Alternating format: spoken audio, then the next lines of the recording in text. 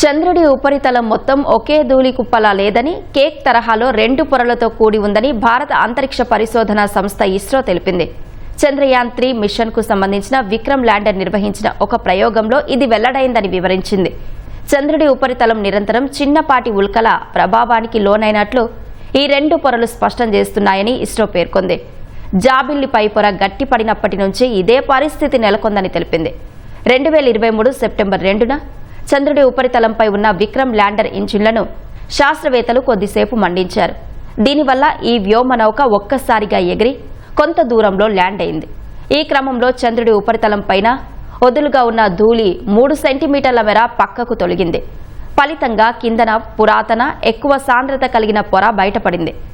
జాబిలి ఉపరితలంపై ఉన్న ధూళి చాలా తేలిగ్గా ఉండగా కొన్ని సెంటీమీటర్ల లోతులో దానికి రెట్టింపు స్థాయి సాంద్రతను కింద పొర కలిగి ఉందని వెల్లడైంది.